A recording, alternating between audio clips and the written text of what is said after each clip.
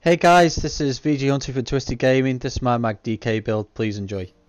Okay, this build probably is out there on YouTube on someone else's channel. Okay, but I've played about with a lot of different builds myself. I don't tend to watch a lot of build videos, so this is the sort of gear I've experimented with and I've found really works for open world. Okay, I'm not saying this is best in slot for dueling and stuff like that, but for open world stuff, sort of 1v-Xing and the Xing scene, 1v, 2v, 3v sort of Xing scene, small scale, real small scale gameplay. Okay, this build is in light armor and insanely tanky for light armor. Okay, insanely tanky. On that bombshell, it still kicks out some really strong DPS at the same time. Resource management is awesome. Honestly, I'm not joking you. This is the best well-rounded build I have ever used on the Mag DK. Okay, it is phenomenal. So, on that bombshell, let's get straight into it. Let's go straight into the gear. Okay, I'm using 5-piece Desert Rose, sharpened on the front bar. Okay, you want to change this to Nern. I just haven't done it myself yet. Reinforced shields. Okay, I just value reinforced more than anything else, to be honest. I just personally like reinforced. I always go reinforced on the shields. Okay, I run poison on the back bar. Drain magic from your target, increasing the cost of magic abilities by 30% and restoring magic to you. Okay, this is just another source of magic income for us, and pushing the mag sulks and stuff like that a little bit more under pressure by making their abilities cost a bit more. Okay, yeah, poisons are a little bit aids, but yeah. Another reinforced shield. Okay, monster set. Again, like my Magic Warden build, this set, the monster set is interchangeable for different game styles, different scenarios. Okay, I'm using this for open world and 1v-Xing and all that sort of good stuff. So I'm using Bloodspawn, ulti regen, resistances. Okay, I'm not using Mistform. I'm not using any of that damage and mitigation. Sort of, I'm not dodging any moves or anything like that. So I'm taking all the damage. So Bloodspawn is proccing all the time. And I'm finding it really, really useful. Okay, but say you're in duels and you want to run something like Scori and Grothdar, which will enhance your DPS a hell of a lot. Okay, then do so. Yeah, it's all about changing the monster set to what scenario you're going to be playing at. Okay, and then I'm running 5-piece Sun. Okay, 5-piece Sun on the body, all light armor. Okay, you want to try and get this all in impen. I've got it mixed straight. As you can see, I've got 1-piece divines and I've got an infused. Okay, but I'm still tanky as hell, even though it's not all in impen. So if it was all in impen, it would be even more tanky. Okay, so we're running 5-piece Sun, and then we're running Desert Rose jewelry. Okay, one reduced cost of magic spells, and then the other two are spell damage.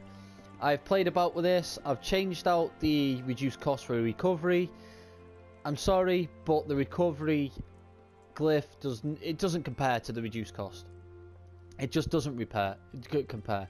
And plus, to be honest with you, with this build you could run no regen and rely on your ulti and the tripods and the bloodspawn, all that sort of good stuff to sustain easily with this build. Okay, so I find the reduced cost a lot more effective than the recovery.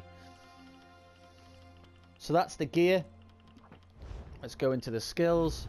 Okay, back bar, igneous shield. Okay, this is going to be a little bit of a shield. It's not really a shield, to be honest.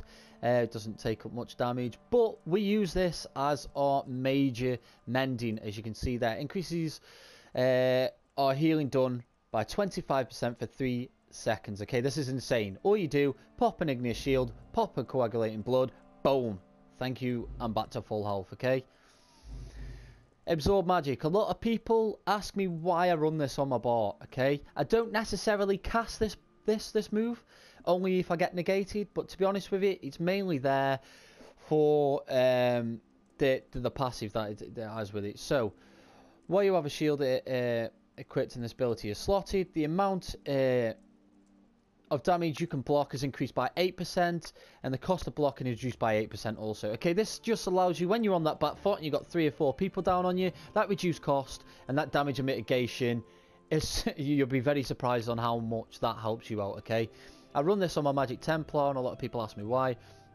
Okay, my back bar is my defensive bar, okay?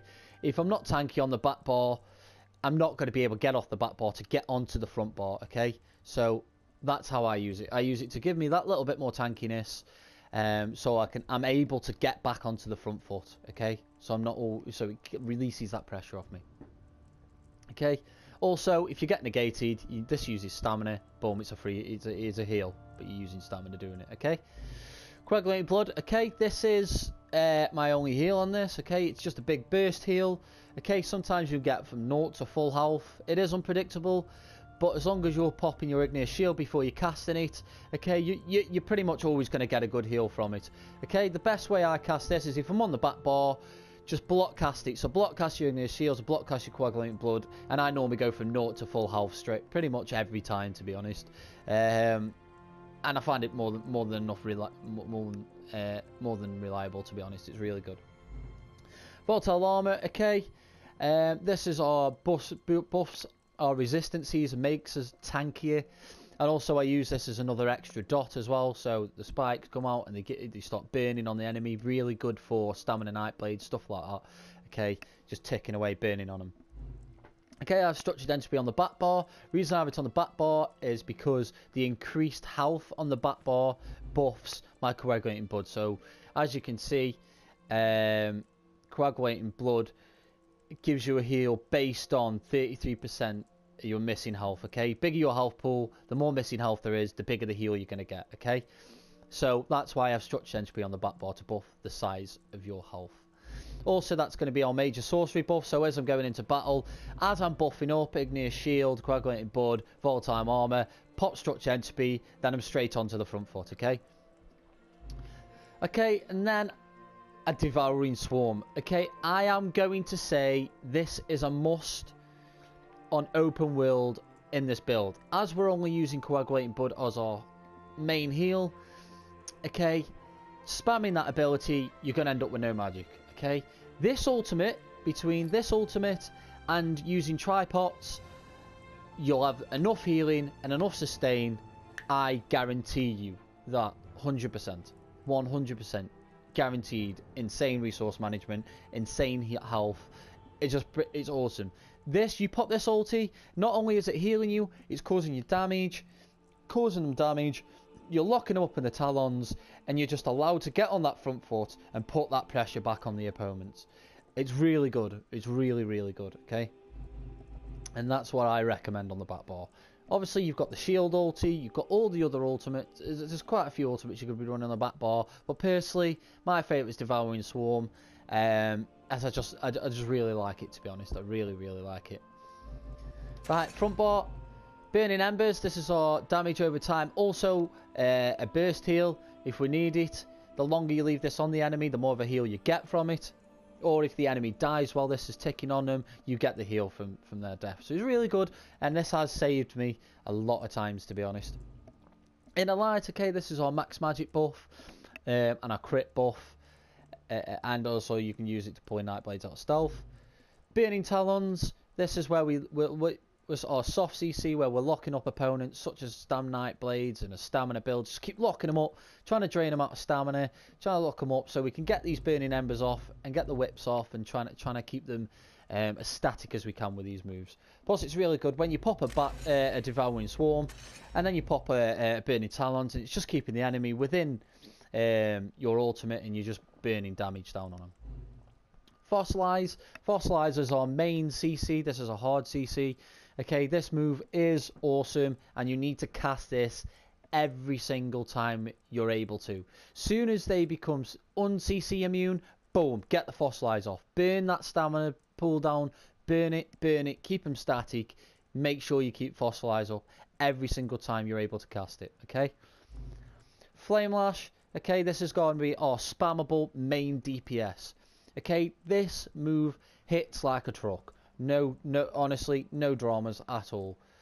Pop a Fossilize, that'll knock them off balance. Okay, and then you're gonna go Flame Lashing, and once you proc the off balance on the skill, it's completely free, and it does immense damage. Also, heals you for, what, that tool tip for 12,759.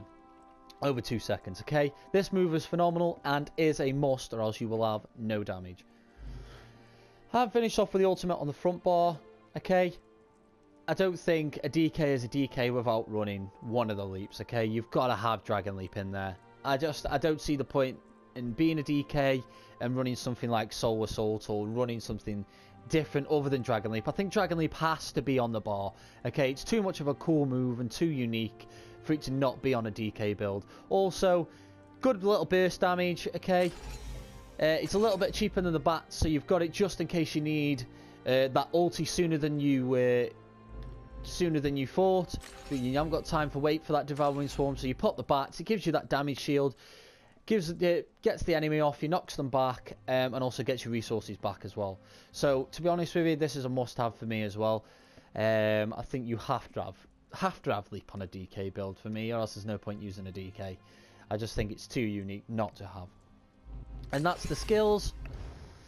Let's go into the champion points. Champion points, again, I say this every time I come to the champion points. Champion points are player specific. Okay? Spec these champion points how you play.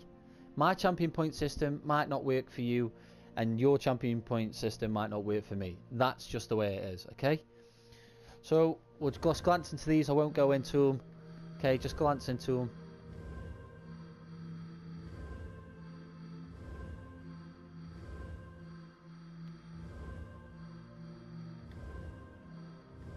Like say, someone could look at my champion points and go, no, I don't like that, I'll do it my way. That's perfectly fine.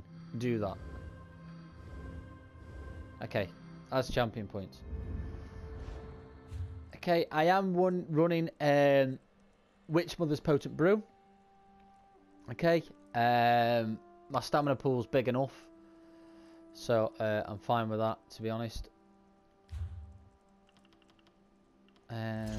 Also, you can use Tri-Food as well. My apologies. I'm using Tri-Food, not Witch Mother's Potent Brew, okay? I'm using Tri-Food because I like the stamina pool, okay? I like that biggest max stamina pool, okay? But you can use Witch Mother's Potent Brew if you find your regen isn't good enough, to be honest with you. Taking away that max stamina pool, okay? I don't recommend it. I definitely recommend using Tri-Food, as you don't need the all-out regen, because you get it from Ultimate and Tripods and all that sort of good stuff. I just don't feel like you need Witch Mother's Potent Brew, to be honest. But each to their own. You know, you find you're struggling or you can't get used to this build, then use Witch Mother's Potent Brew, okay? Like I say, I use Tripods. You can use immovable pots, but I like my stamina pool. I like to keep that stamina pool topped up, so I use Tripods. I block quite a lot of CCs, so I don't really need the immovable pots, to be honest. And plus, if I get CC'd with this build, I'm sorry, but 90% of the time I'll still survive anyway, because it's quite tanky. So yeah, I don't really need immovable pots on this. I think the Tripods are just perfect for this build to refill all the stat pools. And it's another heal, max magic, all that sort of good stuff. And that is my Mag DK build. For anyone that has played with me or played against me, they all know this Magic DK build is absolutely insane. Okay, I've had so much good feedback from this build, and a lot of people don't believe that I'm actually in light armor because I'm having 28k health still, and I'm tanky as hell. And people really struggle to kill me. Even the 3s and 4s, they struggle to kill me, and I'm in light armor. Okay, so yeah, if you guys are out there struggling with Mad DK, then I suggest you try this build ASAP, and I guarantee you will fall in love with the class. Okay, you will not want to get off this class. And that's it, guys, from Twisted Gaming. Any questions, please write down in the comments below. Okay, I am open-minded about other builds and all that sort of good stuff. I don't claim my builds are the best, so I just put out there what I'm using at the time currently. Okay, thanks for watching. Please subscribe, and thanks for all the good feedback that everyone gives me off the videos. I will improve my quality and my editing skills. I know I'm a bit of a noob at editing and all that sort of good stuff, but I will get there. And again, thanks again. Please sub and like. Thank you very much.